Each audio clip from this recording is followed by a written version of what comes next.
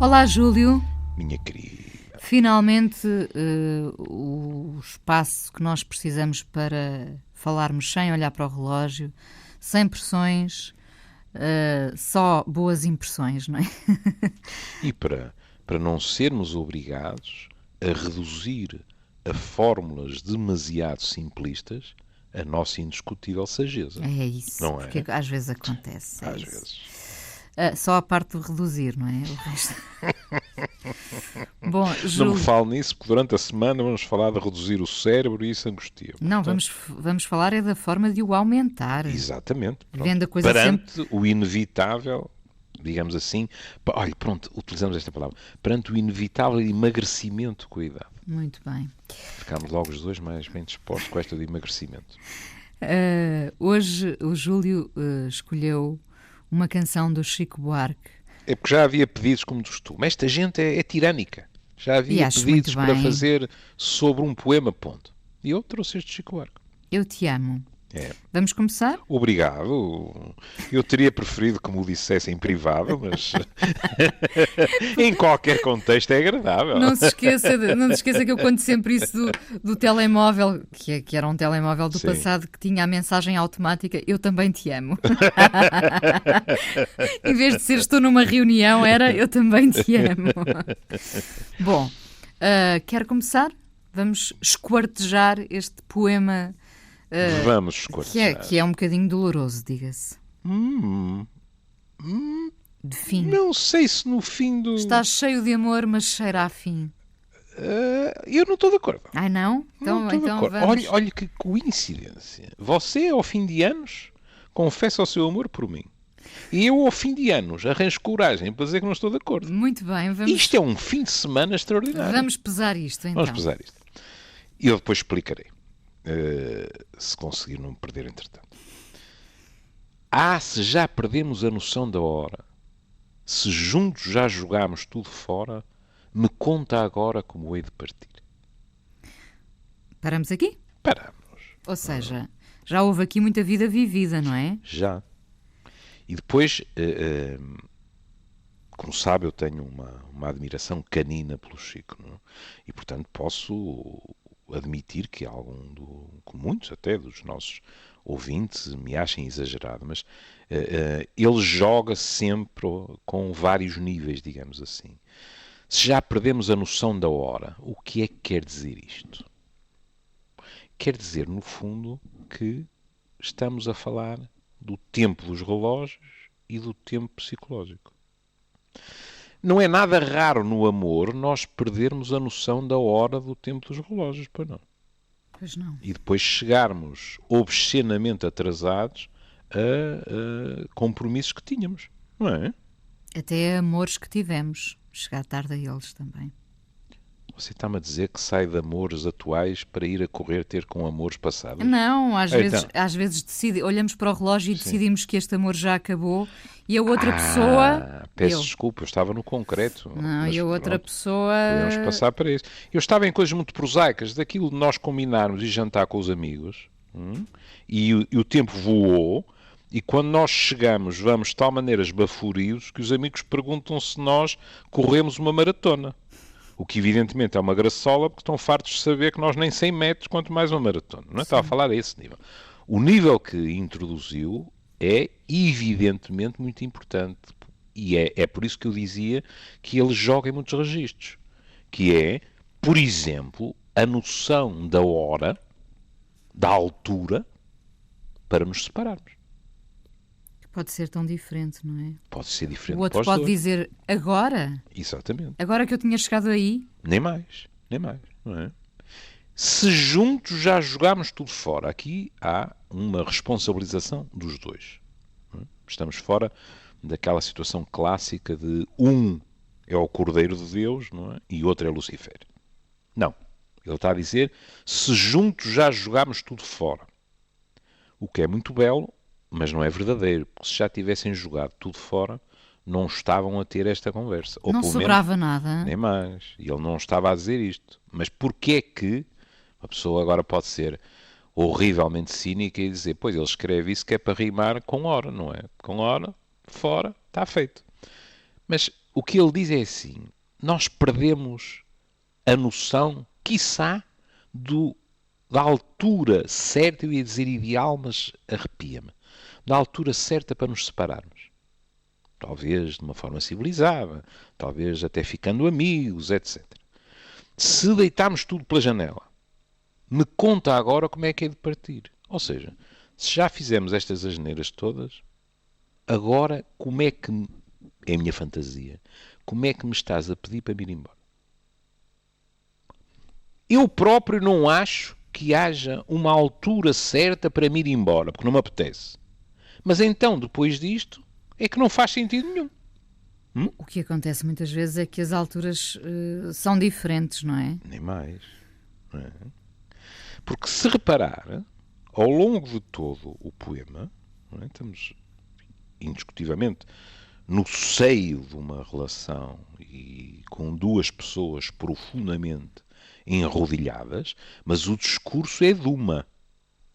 É uma que pergunta sistematicamente, mas como é que eu posso partir, para onde é que vou, etc. Veja-se, a seguir, se ao te conhecer dei para sonhar, o que é muito belo,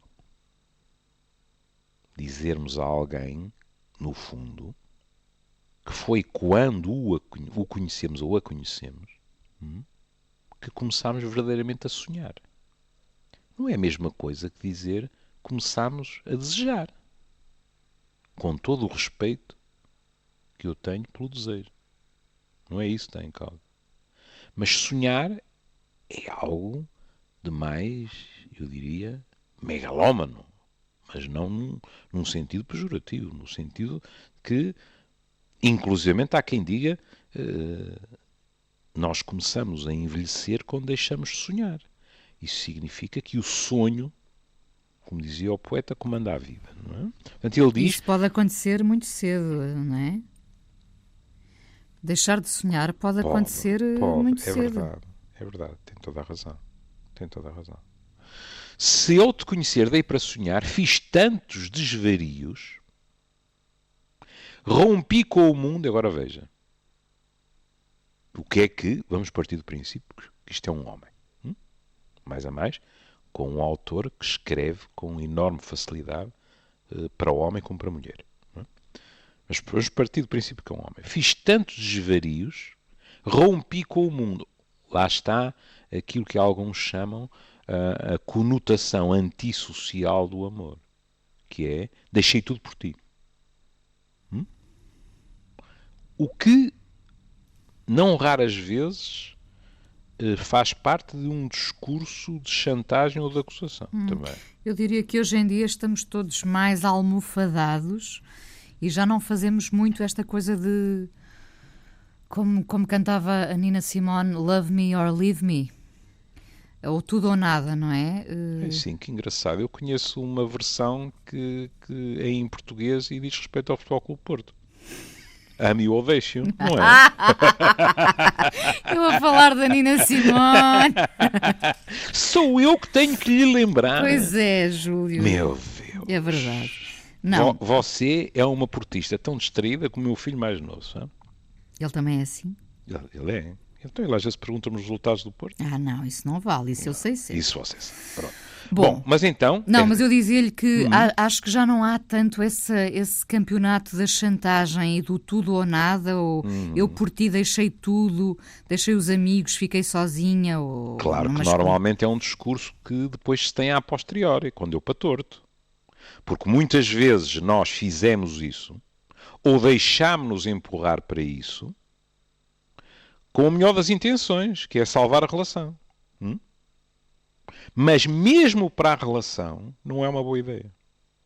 Porque quer se queira, quer não, há alguém que de uma forma perfeitamente lúcida ou de uma forma inconsciente sente que a relação se baseia em cedências assimétricas. Por exemplo, eu transferi-me com armas e bagagens para todos os amigos dela e ela fez barreira a todos os meus. E isso não é bom para a própria relação. Não estou a falar sequer depois quando dá para torto e estamos a ajustar contas, percebe? É mesmo dentro da relação, isso cria uma assimetria que não é bom que exista. E portanto ele diz, rompi com o mundo, queimei meus navios. É uma imagem lindíssima. Lindíssima, porque é a repetição do rompi com o mundo, mas na minha opinião, que provavelmente é a principal razão para se pensar que não é essa a intenção dele, mas na minha opinião é mais do que isso. Porque ao dizer queimei os meus navios, ele está a dizer rompi com o mundo e não posso navegar em busca do mundo outra vez. É como quando dizemos queimei as pontes atrás de mim. Sim, sim. Queimei os meus navios. Quem queimou os navios só se for a nado, mas de resto não pode zarpar. E portanto ele acrescenta, me diz para onde é que ainda posso ir. Ele está a dizer, eu verdadeiramente estou bloqueado. Está à procura da sua bússola. Pronto. E agora nós, cheios de bom senso, que estamos a falar de fora e não nos apetece rachar lenha, dizemos, mas quem é que o impede? Vai a pé. Ou então, porque isto são as metáforas, dizemos, isto é o que toda a gente diz, mas amores há muitos, daqui a 6 meses ele está a dizer a mesma coisa à outra. Isso é tudo muito bonito. Mas naquele momento, aquela pessoa sente-se assim. E se sente assim, partindo do princípio que não é apenas uma manipulação do outro, ele diz-me, diz para onde é que ainda posso ir. Orienta-me. Orienta-me. Embora seja um orienta-me com ele preparado para negar tudo aquilo que lhe seja sugerido. Porque o que ele está a dizer é, não tenho mesmo para onde ir. É claro que aqui podíamos complicar a coisa e dizer assim, péssima razão para ficar com alguém. Não ter para onde ir. Mas não é isso, não é essa a mensagem que ele está a dar. No sentido de estar à deriva, não é? Ele está a passar a mensagem, no fundo, que é assim. Nós subimos a tal altitude no nosso amor, seja em balão, seja o que for, que é que queres que eu faça? Que me atire sem paraquedas? Não faz sentido. No fundo, o que ele está a dizer-lhe é isto é um total erro. Nós não devemos separar-nos. Ponto final, parágrafo. Bom, depois ele acrescenta. Se nós, nas travessuras das noites eternas, oh, abençoado Chico, lá está o tempo. Não é? Nas travessuras é uma palavra lindíssima. Não é? Bom, travessuras é uma palavra que já não se usa praticamente, não é? Doce ou travessura? Doce ou travessura. Mas que é lindíssimo. E que aplicado ao erotismo, não é? Está a ver porque é que eu fico tão deprimido quando nós, não me estou a pôr fora desse cacilheiro, repare nesta delicadeza. Em vez de dizer desse barco, disse cacilheiro, para estar mais próximo de si. Pronto. Enfim. Cacilhar é muito mais poético, diga-se também. Não é? Olha, pelo menos lembra-me o Zé Viana. E fico com saudades. Lembra-se da canção? Sim, sim. Ora bem, porque estas travessuras incluem aquilo que nós, de uma maneira profundamente depressiva, a começar por nós mesmos, apelidamos, por exemplo, de preliminares. Já viu que estas duas palavras é até um crime juntá-las, mesmo com outras pelo meio. Mas o que ele está a dizer é toda a brincadeira porque o erotismo tem uma dimensão lúdica também extraordinária. Aquilo que a pessoa se pode divertir, o riso que pode acompanhar, eu ia até dizer, de uma forma totalitária, que deve acompanhar o sexo. Portanto, ele diz, as travessuras nas noites internas, lá está, eternas. Internas. Isto aqui é o meu conservadorismo, não é? Ninguém nos garante que não seja ao ar livre ou qualquer coisa. Pronto. Nas noites eternas, cá está ele a brincar com o tempo dos relógios. Na realidade, é mais habitual que os amantes digam o contrário, que é, já é dia, já passou. Quero deixar bem claro, como é evidente, que aqui estamos a falar de realidades que lhe podem dizer respeito a si. Noites eternas para sair de manhã sem pregar olho e ir trabalhar é para mim um filme de horror. Há fora de questão. Agora, para vocês jovens, não é? Pronto, enfim, adiante. Já confundimos tanto as nossas pernas. Que belo, não é? Sim. Ele está a falar do sexo puro e duro, do corpo. E aquilo que ele vai buscar é o entrelaçar das pernas. É um sinal de intimidade, exatamente, muita proximidade, não é? Exatamente, muita proximidade, sem precisar, digamos assim, de ir buscar imagens estafadas, digamos, muito mais saturadas em termos sexuais, na minha opinião. E, sobretudo, pelo jogo de palavras. Já confundimos tantas nossas pernas, diz com que pernas eu devo seguir. Este tipo é um salafrário, devia ser proibido. Salafrário! Não é? Que saudades dessa palavra! Devia ser proibido conseguir escrever assim. Porque num verso temos as pernas no registro erótico. E ele depois volta para o registro clássico e diz: se as nossas pernas estiveram tão confundidas, que pernas tenho eu para me ir embora? Para me levantar da cama e desta casa e do nosso amor e porta fora. Para as mandar fazer aquela coisa vulgar que é andar. Quando antes disso estiveram a fazer amor. Vamos continuar. Se entornaste a nossa sorte pelo chão, se na bagunça do teu coração meu sangue irrou de veia e se perdeu, é muito bonito. Aqui é curioso que ele passa do plural para o singular. Porque ele diz: se entornaste tu a nossa sorte pelo chão. Isto aqui pode ter uma leitura. Porque ele pode estar a falar de sorte como destino. E, portanto, estar-lhe a dizer: se tu deitaste o nosso destino em comum ao chão... Desperdiçaste, no nem sentido mais. de desperdiçaste, não é? Exatamente. Se na bagunça do teu coração, e aqui cheiraste tu. Bagunça é confusão.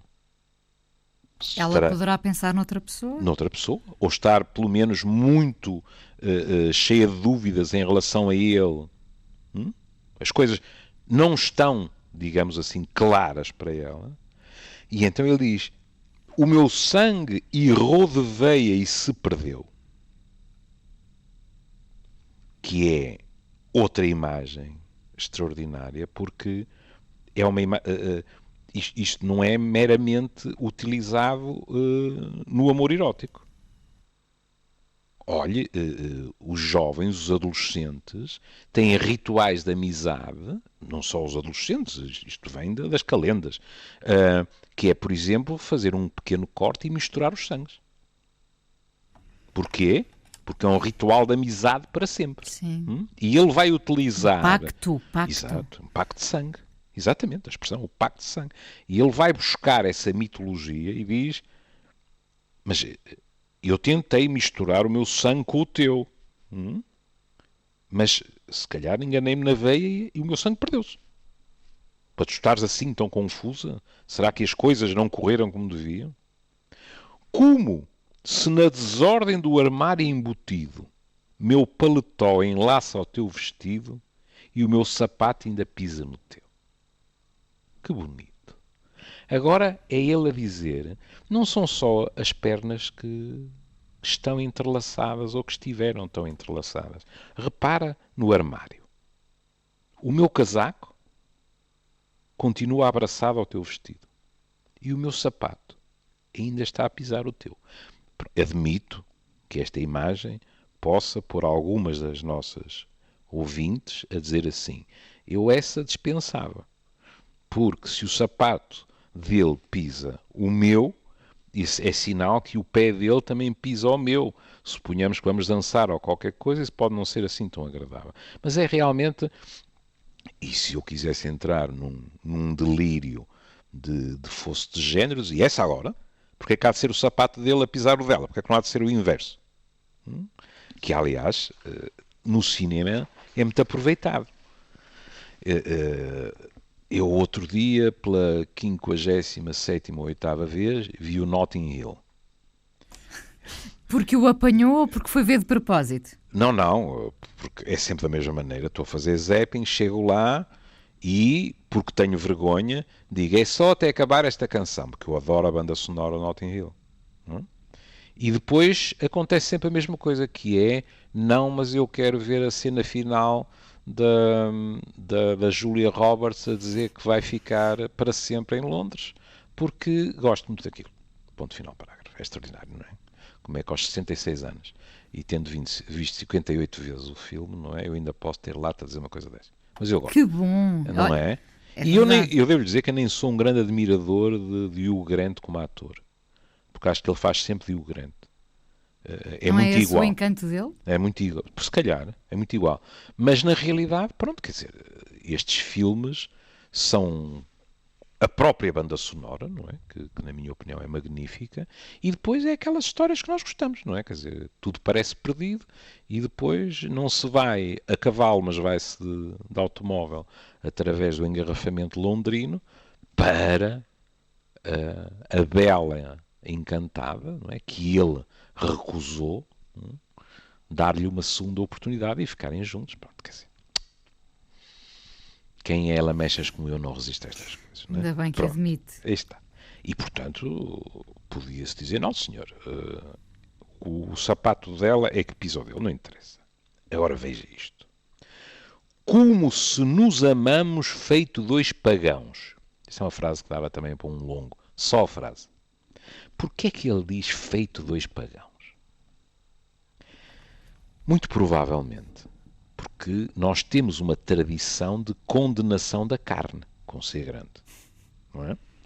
Porque a nossa religião centrou-se muito no pecado do corpo, no sexo.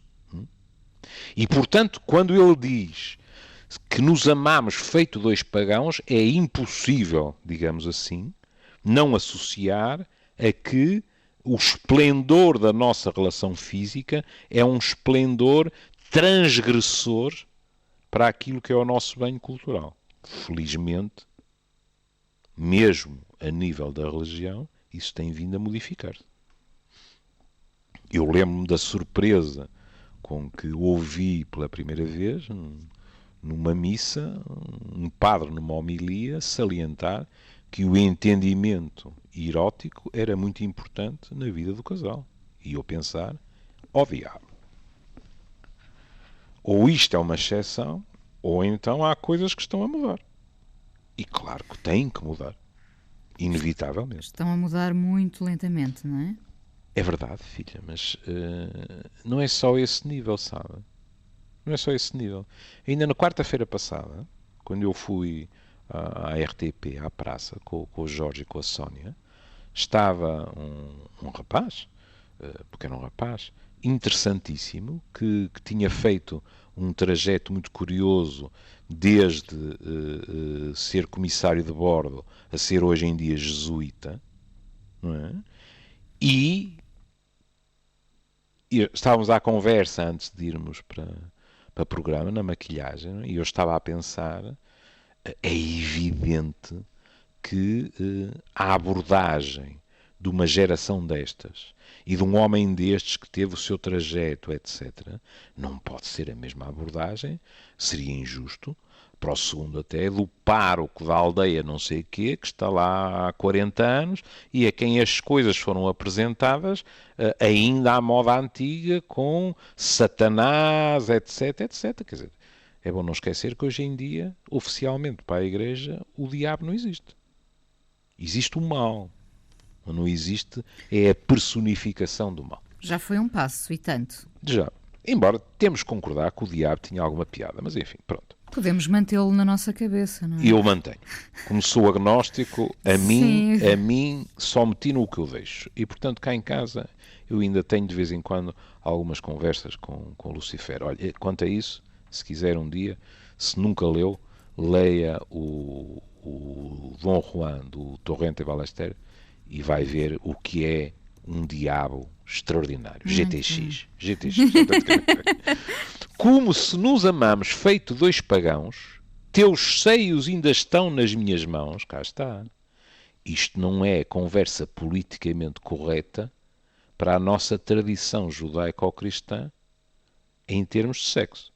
Estou mesmo a imaginar o nosso comum amigo Padre Anselmo a dizer assim, Messa, era o que faltava. E nós teríamos que dizer ao Padre Anselmo, não estamos a falar de agora e de si, estamos a falar do que é a tradição, não é? Pronto. Não é? Me explica com que cara eu vou sair. Ou seja, se no erotismo nós fomos tão longe,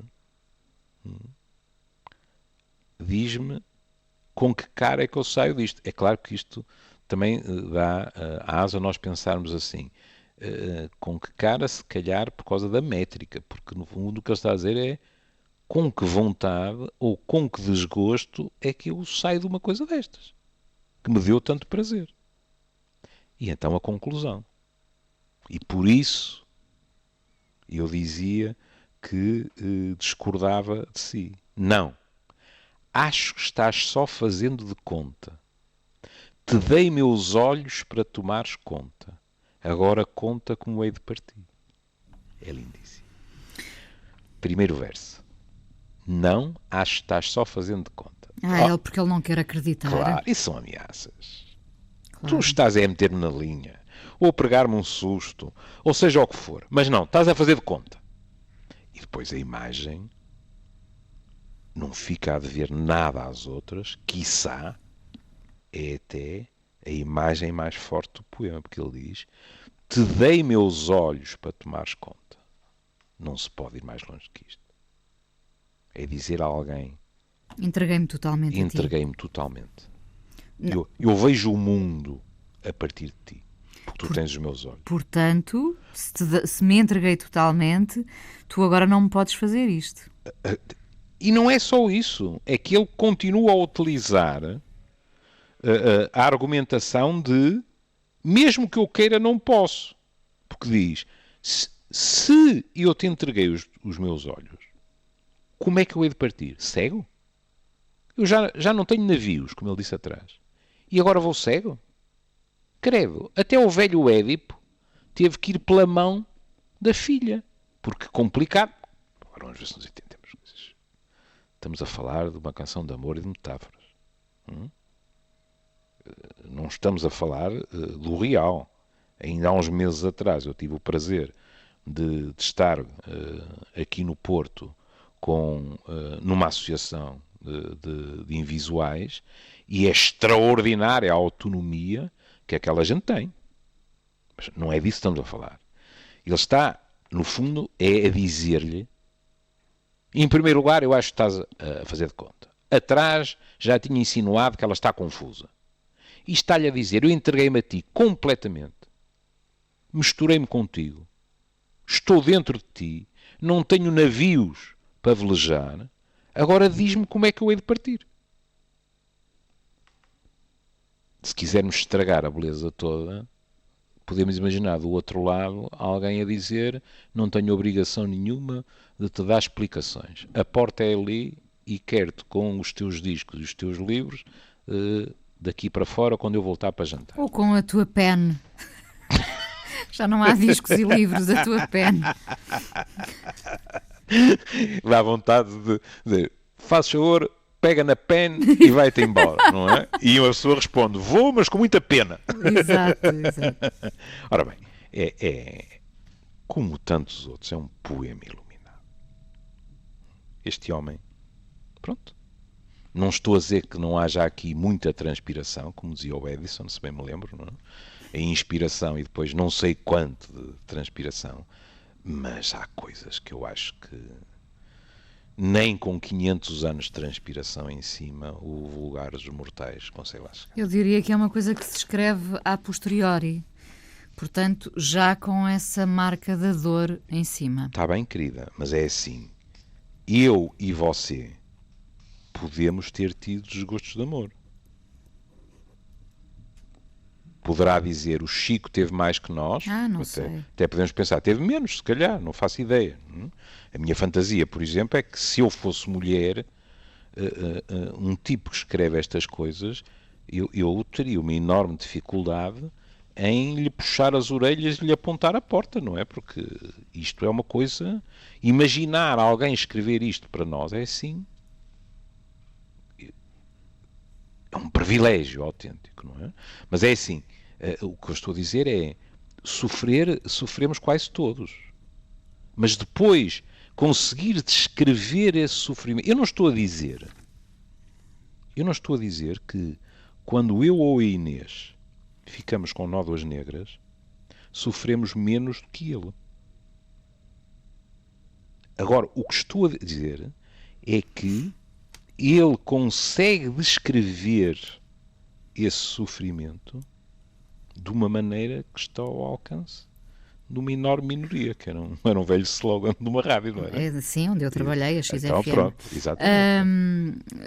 Sabe, Júlio, como me escreveu um amigo meu recentemente, ele escreveu, a perda é a melhor luz.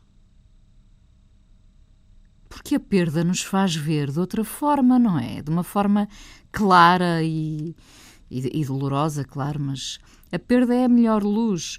Alguém como este homem, sim, que vive a perda, tem a capacidade de a canalizar para a sua arte, neste caso, a arte de escrever e fazer canções, por exemplo. Atenção, nós estamos aqui a especular, não é? Sabemos lá se ele não escreveu isto a comer um gelado, um sorvete. Evidente, mas a partir do momento que ele o escreveu, depois aquilo pertence aos outros. Sim. Porque cada um de nós interpreta à luz do seu próprio vivido. Não é? Você está, isso é interessante, você está agora em associação livre sobre um tema que é assim: através da perda nós adquirimos lucidez quiçá até construímos navios para continuar a navegar. Eu diria até, numa perspectiva muito positiva, otimista, que nós ficamos iluminados quando até julgamos que é só escuridão. Mas a perda tem também essa vantagem, não imediata, diria eu, mas de nos fazer depois... Ainda bem que está a começar a matizar o discurso, porque daqui a um bocado estamos a dizer... Não imediata. Olha, o ideal é ser posto na rua pelo seu amor. Não imediata, mas... Não, e quando falamos de amor, falamos de tudo, não é? Quando o Diogo escrevia a perda é a melhor luz, eu percebo o que ele está a dizer, não é? É que nós, confrontados com aquilo que já não temos... Ninguém cresce sem se confrontar com as perdas. Acha isso? Acho, porque ninguém vive sem ter perdas. É impossível viver sem perdas, não é? Estamos, claro. A morte de uns e outros. Não é? Nós crescermos e termos que fazer o luto pela nossa infância, pela nossa adolescência, pelo que os nossos pais eram nessa altura para nós, porque nós os víamos de uma determinada maneira. Portanto, há sempre perdas. Se quiser adaptar isso a este poema, podemos ir buscar uma palavra que, curiosamente, e estamos a caminho do fim do programa, não, 12 minutos. 12 minutos, ainda não surgiu. Qual é? É que este homem ainda nem perto de iniciar o luto está. Não. Ou seja, a perda, quando digerida e quando interiorizada, pode fazer crescer a pessoa. Mas para isso é preciso que a pessoa se decida a enfrentar a perda. Eu acho que, mais uma vez especulando, há aqui ilusão e há aqui até um bocadinho de ego. Porque ele acha que ela, enfim, está só a fazer de conta. Ele não aceita ainda a perda. Pois não. E, portanto, os efeitos benéficos de que você falou e que são verdadeiros, neste homem, ainda nem sequer nasceram. Quanto mais crescerem. E eu acho que para alguns não surgem nunca. Aí está. Tem a ver também com a vontade com que queremos... Nem mais. É por isso. Enfrentar isto, não é? Agora, pronto, vou-me lembrar que sou psiquiatra. Como compreende, se consciente ou inconscientemente nós recusarmos fazer um luto, ficamos bloqueados. Não, e ficamos nesse luto inconsciente, se calhar o resto da vida. Eu conheço gente que lá ficou, exatamente. Não é? Num túnel. Ficaram num túnel. Não vamos confundir duas coisas. Por uma questão também de justiça. Há pessoas que não ficam bloqueadas. Há pessoas que decidem que só se experimentarem de novo... Agora estamos a falar do amor. Não? Só se experimentarem de novo o que sentiram com aquela pessoa é que vão molhar os pés. De outra maneira, acabaram-se os banhos. Podemos decidir isso? Temos essa capacidade? Temos a capacidade porque a pessoa tem sempre um termo de comparação. Sentiu aquilo. Agora encontra uma pessoa que tem piada, mas acha o que eu sinto por esta pessoa, mesmo conhecendo-a já razoavelmente bem, não chega nem sequer aos calcanhares do que eu senti. Esta pessoa é livre de dizer tive a sorte grande, não fico satisfeito ou satisfeita com a aproximação ou com o segundo prémio. Podemos estar de acordo ou não estar de acordo. Não é? Eu lembro de uma velha canção que se calhar para si nunca chegou, porque você é bem mais nova, mas o velho Stephen Stills, do Crosby, Stills, Nash Young, compôs uma vez uma canção que diz: se não podes estar com aquela que amas, ama aquela com que estás. Isto é uma filosofia de vida como outra qualquer. Há outras pessoas que, pelo contrário, dizem não. Ou é aquilo. Olha, há uma canção clássica que seguramente você conhece até melhor que eu, pela sua profissão, que é When I Fall in Love, It Will Be Forever. O que é que isto quer dizer? Quer dizer que o grau de exigência daquela pessoa é o seguinte: eu aspiro a um amor perfeito, e não estou a falar da flor. Essas e, portanto, murcham rapidamente. Exatamente. Ou obtenho isso, ou então posso ter jardim, mas não me vir para as flores. Tem todo o direito. Aquilo que estamos a falar, e foi você que pôs o dedo, não na ferida, mas no tema, e muito bem, estamos a falar de outra coisa, que é a pessoa bloquear, não conseguir fazer o luto, pelas mais diversas razões, e essa pessoa não avança, mas não foi uma opção livre. E quando as pessoas escolhem conscientemente não viver determinado amor, acha que acontece frequentemente serem depois assaltadas pela dúvida? E se eu tivesse vivido? É muito frequente. É muito frequente. E isso pode ficar ali a ruminar tempos infinitos, não é? Pode ficar a roer até à morte. Sim. Eu ouço pessoas muito idosas, não é? Umas satisfeitíssimas pelas opções que fizeram e outras que lamentam até as eventuais nódoas negras com que podiam ter ficado, porque têm a sensação que não viveram coisas que teriam sido muito importantes para elas. E aqui a Inês, se quisesse, cortava-me já o pescocinho e dizia: se calhar até se põe a imaginar coisas que não seriam tão boas como isso. Pois é, mas como não tentaram e como não passaram por elas, não fazem a mínima ideia, até podem estar a idealizar. Percebe? Pior, e quando muito tempo depois vão tentar e são confrontadas com uma nega, isso então ainda é pior. Também acontece, imagino. Deixaram passar aquele amor. Quando o outro já não está disponível. É. Pois, isso as pessoas, em primeiro lugar, e isto não tem nenhuma conotação pejorativa, as pessoas têm narcisismo, não é? E serem rejeitadas é complicado. Depois nós também, sabe, Inês, se calhar vou acabar o programa numa tonalidade pouco otimista, o que também não é a primeira vez, não é? Quem tem a obrigação de ser otimista aqui é você, que é mais do que eu. Sabe que de vez em quando isto não é um jogo de xadrez, não é deliberado.